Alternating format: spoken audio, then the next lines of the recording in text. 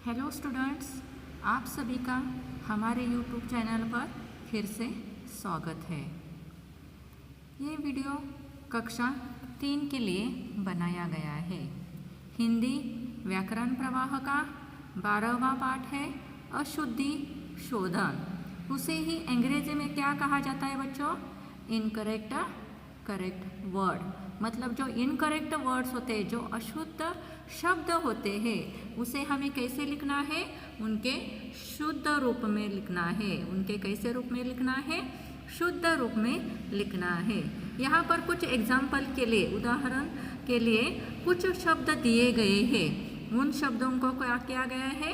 अशुद्ध शब्द जो हम रोजमर्रा की ज़िंदगी में वो अशुद्ध शब्द इस्तेमाल करते हैं, तो उसका शुद्ध रूप क्या है, असल में वो उसे कैसे लिखना चाहिए है, ये इस पाठ में बताया गया है। तो जो अशुद्ध शब्द आप हर रोज यूज़ करते हैं, इस्तेमाल करते हैं, वो करना छोड़कर आपको क्या करना है? उसका शुद्ध रूप ही आपको इस्तेमाल करना है और लिखना भी है। तो कुछ शब्द अशुद्ध शब्द कौन से होते हैं, इनके बारे में देखते हैं और उनका शुद्ध रूप भी देखते हैं। तो पहले वाला शब्द कौन सा है? अरम। अरम मतलब हम कैसे करते हैं? जनरली यूज़ करते हैं कि मैं आराम कर रहा हूँ। आराम नहीं, आराम नहीं, उसका शुद्ध रूप क्या है? It is a correct word. कौन सा है? आराम। मैं आराम कर रहा हूँ। यहाँ पर देखो, आपको अगर कुछ इनाम मिलता है तो आप क्या बोलते हो? मुझे इनाम मिला है। इनाम नहीं, इनाम। क्या मिला है? मुझे इनाम मिला है। उसको यहाँ पर ह्रस्व नहीं, दीर्घ ई इस्तेमाल की जाती है। यहाँ पर देखो, उसके ई में डिफरेंस है ह्रस्व और दीर्घ का। तीसरा शब्द है, हम बोलते हैं ना, उसकी बारात आई है, इसकी बारात जाने वाली है। तो बारात नहीं है बच्चों, क्या है वहाँ पर? करेक्ट वर्ड कौन सा है? शुद्ध रूप कौन सा है? बारात। उसमें कौन सी? ब के लिए आ की मात्रा आती है, तो बारात नहीं, बारात। तो यहाँ पर श्रीमती, श्रीमती के लिए, त के लिए ह्रस्व मात्रा यूज की जाती है, लेकिन त की कौन सी मात्रा है? दीर्घ मात्रा है, श्रीमती। जब दीर्घ होता है तो बोलते हुए उसके उच्चारण में भी अलग रूप आता है। हम बोलते हैं ना, मेरी परीक्षा खत्म हो गई। परीक्षा नहीं, मेरी परीक्षा खत्म हुई। ये ह्रस्व कैसे है? र की मात्रा कैसे आनी चाहिए? दीर्घ आनी चाहिए। परीक्षा। यहाँ पर देखो, अशुद्ध शब्द कौन सा है? त्योहार। त्योहार नहीं बोलना चाहिए, उसमें ओ की मात्रा नहीं, ओ की मात्रा आनी चाहिए। आज हमारे घर पर त्योहार है। क्या है? त्योहार है। डाकू, डाकू के लिए क की मात्रा जो आती है, ऊ की मात्रा यहाँ पर ह्रस्व है, लेकिन कैसे बोलते हैं? डाकू। यहाँ पर दीर्घ ऊ की मात्रा आने वाली है क के लिए। हम बोलते हुए कैसे बोलते हैं? गुरु। गुरु के लिए दीर्घ की मात्रा नहीं, ह्रस्व होती है, वो हमारे गुरु है। वधु के लिए भी वैसे ही है। वधु के लिए ऊ की मात्रा यहाँ पर ह्रस्व नहीं, दीर्घ आनी चाहिए, वधु। रेडियो के लिए यहाँ पर नुक्ता नहीं लगाना है। और आपका शुद्ध रूप कौन सा है रेडियो का? रेडियो। श्रेष्ठ, आप क्या बोलते हो? वो श्रेष्ठ है, श्रेष्ठ नहीं, श्रेष्ठ है। ट नहीं, ठ आना चाहिए। और जब भी कोई हमें प्रसाद देता है तो क्या बोलते हैं? वो प्रसाद है। श कौन सा आना चाहिए? ये अलग वाला स है, ये ससा का स यहाँ पर आना चाहिए। प्रसाद। कंगन के लिए चंद्र बिंदु नहीं, अनुस्वार आना चाहिए, कंगन। उज्ज्वल के लिए उज्ज्वल ही शब्द है, करेक्ट। पांच, पांच नहीं कहते, पांच। यहाँ पर चंद्र बिंदु आना चाहिए अनुस्वार की जगह पर। ईश्वर के कौन सी आनी चाहिए? दीर्घ ई नहीं आनी चाहिए, ह्रस्व ई, ईश्वर। ऊर्जा में दीर्घ ऊ नहीं, ह्रस्व ऊ आना चाहिए। आंगन में अनुस्वार नहीं, चंद्र बिंदु आनी चाहिए। उपजाऊ में दीर्घ ऊ नहीं ह्रस्व ऊ आना चाहिए। आंसू में अनुस्वार नहीं चंद्र बिंदु का इस्तेमाल किया जाता है। कवि के लिए व की मात्रा ई की मात्रा दीर्घ नहीं ह्रस्व आनी चाहिए। कवि मांसाहारी नहीं क्या कहा जाता है, मांसाहारी। तो कुछ अन्य उदाहरण यहाँ पर दिए गए हैं। वो कौन सा अशुद्ध वाक्य दिए गए हैं और उसका शुद्ध वाक्य देखो बच्चों कैसे किया गया है। मेरे को खाना खाना है, तो ये अशुद्ध वाक्य है। आप प्रायः देखते हैं तेरे को मेरे को ऐसे शब्द इस्तेमाल किए जाते हैं, लेकिन ये अशुद्ध शब्द है तो उससे क्या हो जाता है, अशुद्ध वाक्य बन जाता है। तो मेरे को खाना खाना है ऐसे नहीं इस्तेमाल करना है वाक्य। तो कैसे बोलना है आपको, मुझे खाना खाना है। क्या बोलना है, मुझे खाना खाना है। तुम तुम्हारे घर चले जाओ, तो तुम तुम्हारे हमारे तुम्हारे ऐसा है, ऐसा कहते हैं क्या, तुम तुम्हारे नहीं, ये अशुद्ध वाक्य है। तो इसकी जगह पर शुद्ध वाक्य क्या होना चाहिए, तुम अपने घर चले जाओ। क्या होना चाहिए, तुम अपने घर चले जाओ। तुम्हारे नहीं अपने। तेरे को क्या चाहिए, ये तेरे को मेरे को ये क्या है, अशुद्ध वाक्य है। अशुद्ध शब्द इस्तेमाल किए गए हैं इस वाक्य में। तो क्या से शुद्ध वाक्य कौन सा है, तुम्हें क्या चाहिए, आपको क्या चाहिए, ये क्या है, शुद्ध वाक्य है। आज मंगलवार का दिन है, तो ऐसा कहा जाता है क्या, मंगलवार दिन है, ये तो सभी को मालूम है। तो ये अशुद्ध वाक्य है। तो क्या आना चाहिए शुद्ध वाक्य, आज मंगलवार है।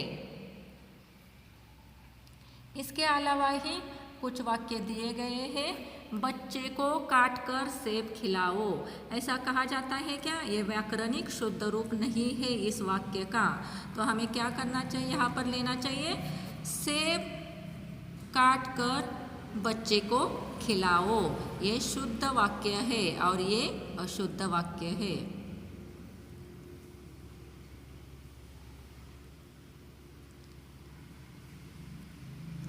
मुझे एक फूलों की माला चाहिए, तो ये क्या है, अशुद्ध वाक्य। इसमें से अशुद्ध शब्द इस वाक्य में क्या आ गया है, फूलों।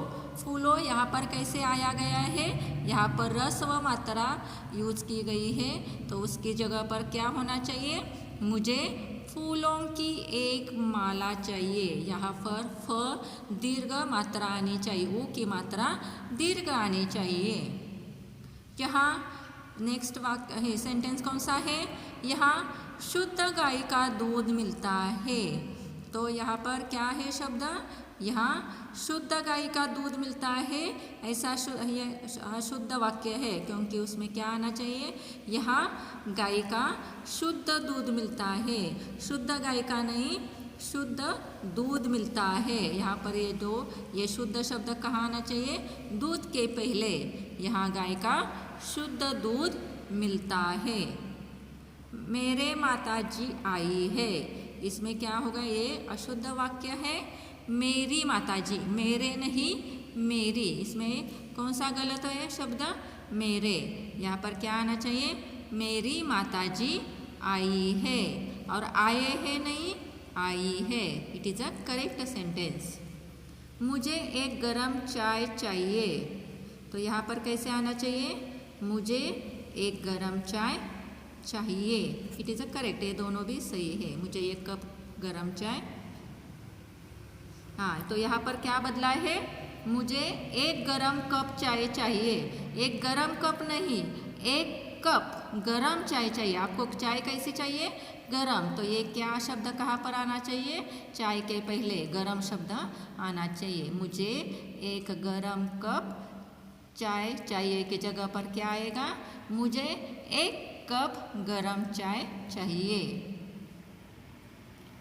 डर के मारे मेरा प्राण निकल गया, तो कैसे आना चाहिए, मेरा नहीं, यहाँ पर कौन सा शब्द गलत है, मेरा नहीं, डर के मारे मेरे प्राण निकल गए। मेरा नहीं, वहाँ पर क्या आना चाहिए, मेरे प्राण निकल गए।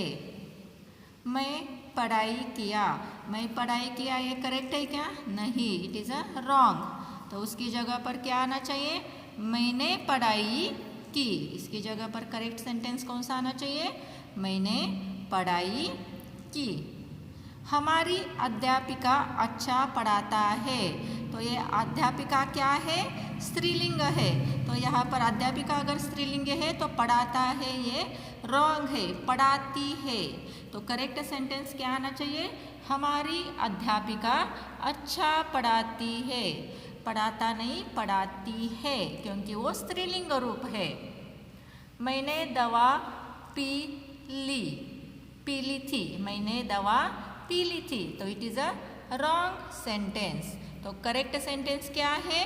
मैंने दवा पी ली थी, मैंने दवा पी ली थी। तो देखो यहाँ पर कैसे अलग लिखा है, मैंने दवा पी ली थी नहीं, मैंने दवा पी ली थी। ये एक साथ दो नहीं है, तो उसको अलग अलग रूप में आपको लिखकर बोलना भी है।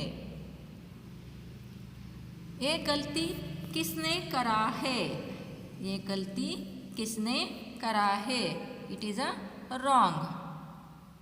ये गलती किसने करा है नहीं, ये गलती किसने की है। It is a correct sentence. ये गलती किसने की है। मैंने अपना जन्मदिन मनाया, मैंने अपना जन्मदिन मनाया। Both words are sentence are correct. मैंने अपना जन्मदिन मैंने अपना जन्मदिन बनाया है बच्चों। यहाँ पर मैंने अपना जन्मदिन बनाया। तो यहाँ पर बनाया की जगह पर क्या आना चाहिए? मैंने अपना जन्मदिन मनाया। मैंने अपना जन्मदिन बनाया होता है क्या? नहीं, इट इज़ अ रॉन्ग। बनाया इट इज़ अ रॉन्ग। तो करेक्ट क्या आना चाहिए? कौन सी क्रिया आना चाहिए? मैंने अपना जन्मदिन मनाया। It is a correct. मेरा पिताजी कल आएगा। तो आपके पिताजी के लिए अदर अर्थी शब्द इस्तेमाल होने चाहिए ना। तो मेरा बोलते हैं क्या कभी? नहीं, मेरे पिताजी कल आएंगे। और मेरा पिताजी कल आएगा होता है क्या? आएगा नहीं, मेरे पिताजी कल आएंगे। It is a correct sentence. तो यहाँ पर कुछ अशुद्ध वाक्य में शब्दों का क्रम बदल देने से वाक्य का पूरा अर्थ बदल जाता है। मतलब वाक्य कैसे होते हैं? क्रमबद्ध होते हैं। अगर आपने उसका क्रम बदल दिया तो भी उसका अर्थ बदल जाता है। तो अशुद्ध रूप में अगर आपने वाक्य लिखा है तो उसका अर्थ भी बदल जाता है। फॉर एग्जाम्पल, अशुद्ध वाक्य कौन सा है? मैंने बाग में एक बाग देखा। मैंने बाग में एक बाग देखा। तो बाग में नहीं, यहाँ पर क्या है? मैंने बाग में एक बाग देखा। ये करेक्ट है क्या? नहीं, ये बाग है मीन्स उसका अर्थ क्या होता है? टाइगर। और ये बाग है, इसका क्या होता है? गार्डन। तो देखो क्रम भी आपने अगर बदल लिया शुद्ध वाक्य में तो भी उसका अर्थ पूरा का पूरा बदल जाता है। मैंने बाग में एक बाग देखा। तो ये एक अशुद्ध वाक्य है। तो शुद्ध वाक्य कैसे उसका अर्थ पूर्ण होना चाहिए? इसका अर्थ तो पूरा बदल गया है। मैंने बाग में मतलब टाइगर में ये क्या देखा? बाग देखा मतलब गार्डन देखा। ये अशुद्ध वाक्य है तो उसका अर्थ भी पूरा का पूरा बदल जाता है। तो शुद्ध वाक्य कौन सा है? मैंने बाग में एक बाघ देखा। बाग में क्या देखा? बाघ देखा मतलब गार्डन में मैंने एक टाइगर देखा। It is a correct sentence. और उससे देखो ये क्रम बदलने से पूरा का पूरा वाक्य का अर्थ बदल जाता है। तो शुद्ध वाक्य ये नीचे वाला है। तो अशुद्ध वाक्य दूसरा कौन सा दिया गया है? यहाँ 10 साल पुरानी दवाइयों की दुकान है। तो ये करेक्ट है क्या? यहाँ 10 साल पुरानी दवाइयों की मतलब जो 10 साल पुरानी दवाइयाँ होती है ना उसकी दुकान है। ये करेक्ट है क्या? नहीं, यहाँ दवाइयों की 10 साल पुरानी दुकान है। तो दुकान होनी चाहिए ना, पुरानी दुकान 10 साल की है, दुकान के बारे में बताना है। लेकिन क्रम बदलने से देखो उसका अर्थ भी बदल जाता है। 10 साल पुरानी दवाइयाँ, यहाँ पर 10 साल पुरानी शब्द दवाइयों के आगे आ जाता है, क्रम बदल जाता है, तो वहाँ का अर्थ क्या हो जाता है, उस दुकान में जो दवाइयाँ है वो 10 साल पुरानी है। तो हमें क्या बताना है, दुकान 10 साल पुरानी है। तो कैसे आना चाहिए, करेक्ट सेंटेंस क्या होना चाहिए, यहाँ दवाइयों की 10 साल पुरानी दुकान है। दवाइयों की जो दुकान है वो कितने साल पुरानी है, 10 साल पुरानी है। तो इसके ये हो गया हमारे पाठ के बारे में। यहाँ पर कुछ अशुद्ध शब्द दिए गए हैं, उसका शुद्ध रूप दिया गया, हमने देखा। अशुद्ध वाक्य थे, उसका अशुद्ध रूप भी देखा है। उसके साथ ही क्रम बदलने से, शब्दों का क्रम बदलने से अर्थ कैसे बदल जाता है, ये भी हमने अभी देखा है। तो अब इस पाठ के आधार पर जो आपको अभ्यास दिया गया है उसके बारे में देखते हैं।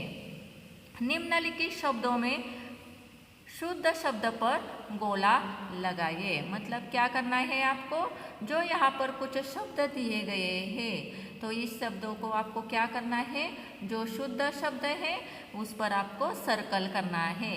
तो कौन से शब्द दिए गए हैं, उपजाऊ, उपजाऊ, उपजाऊ और उपजाऊ। तो इसमें से करेक्ट कौन सा है, उपजाऊ। बारात, बारात, बाराता, बरता, इसमें क्या है करेक्ट शब्द, शुद्ध शब्द कौन सा है, बारात। उसके साथ ही प्रसाद, प्रसाद, प्रासाद, प्रसाद, इसमें से करेक्ट कौन सा है, प्रसाद। तो आगे का है, इसमें करेक्ट प्रसाद है। आगे का है परीक्षा, परीक्षा, परीक्षा और परीक्षा। तो इसमें से कौन सा है परीक्षा करेक्ट, ये सेकेंड वाला परीक्षा करेक्ट है। कौन सा है करेक्ट, शुद्ध रूप परीक्षा।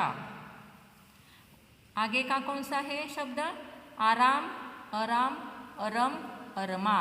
तो इसमें से कौन सा है करेक्ट, आराम। यहाँ पर अशुद्ध शब्दों का शुद्ध शब्दों से मिलान करना है। मतलब यहाँ पर मैच द फॉलोइंग दिया गए हैं, एक जगह पर अशुद्ध शब्द दिए गए हैं और उसका शुद्ध शब्द को आपको शुद्ध शब्द से उसको मिलाना है। तो यहाँ पर देखो, पत्ती, पत्ती, यहाँ ह्रस्व त के लिए दीर्घ त की मात्रा आएगी, ई की मात्रा दीर्घ आनी चाहिए। चांद, यहाँ पर चंद्र बिंदु आना चाहिए, चांद। कवि के लिए व के लिए ई की मात्रा ह्रस्व है शुद्ध रूप में। धर्म, धर्म, धर्म नहीं कहते, धर्म, धर्म। धोखा, धोखा नहीं, धोखा, ये शुद्ध शब्द है। अग्नि, अग्नि नहीं, अग्नि। निम्नलिखित वाक्यों को शुद्ध करके लिखिए। जो ये यहाँ पर जो निम्नलिखित वाक्य दिए गए हैं उसे आपको क्या करना है, शुद्ध करके लिखना है। मैं मेरा काम कर रहा हूँ। तो यहाँ पर जो शब्द वाक्य दिया गया है उसे आपको कैसे शुद्ध करके लिखना है, मेरा काम मैं कर रहा हूँ। कैसे आना चाहिए, मेरा काम मैं कर रहा हूँ। तेरे को खेलना पसंद है, तो तेरे को इस्तेमाल किया जाता है क्या, नहीं। तुझे खेलना पसंद है। मैं टीवी देख रहा है, तो कैसे आना चाहिए, मैं टीवी देख रहा हूँ।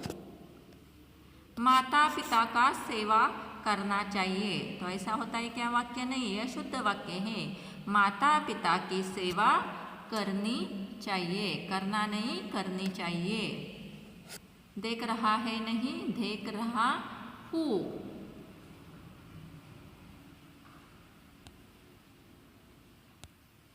तेरे को नहीं, तुझे खेलना पसंद है।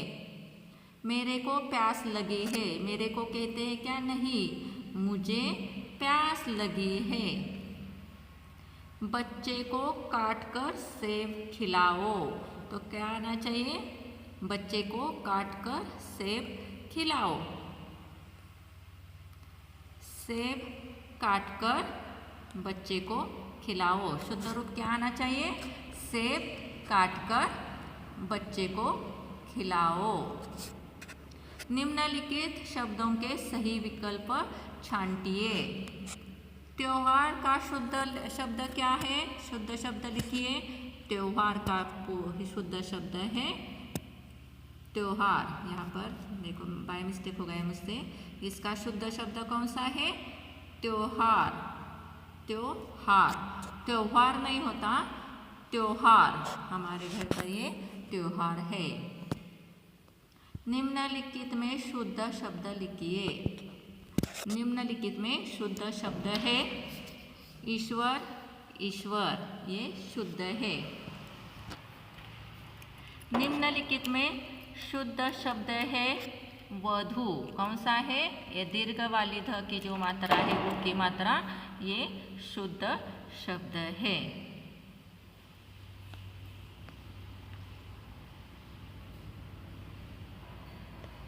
हाँ, तो यहाँ पर देखो बच्चों, हमारा ये पूरा पाठ हो गया है विथ क्वेश्चन आंसर।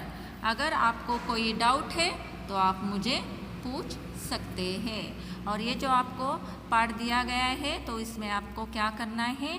अशुद्ध जो रूप है वो ठीक से पढ़ने हैं, उसका शुद्ध रूप समझना है और हमें वो इस्तेमाल भी करना है। अशुद्ध शब्द इस्तेमाल नहीं करने हैं, शुद्ध शब्द, शुद्ध वाक्य ही हमें इस्तेमाल करने हैं। और उसके साथ ही जो अभ्यास दिया गया है, जो मैंने आपको क्वेश्चन आंसर सॉल्व करके दिए हैं, वो पूरे के पूरे आपको आपके नोटबुक में लिखने हैं। अगर आपको कोई डाउट है तो आप मुझे पूछ सकते हैं। Thank you.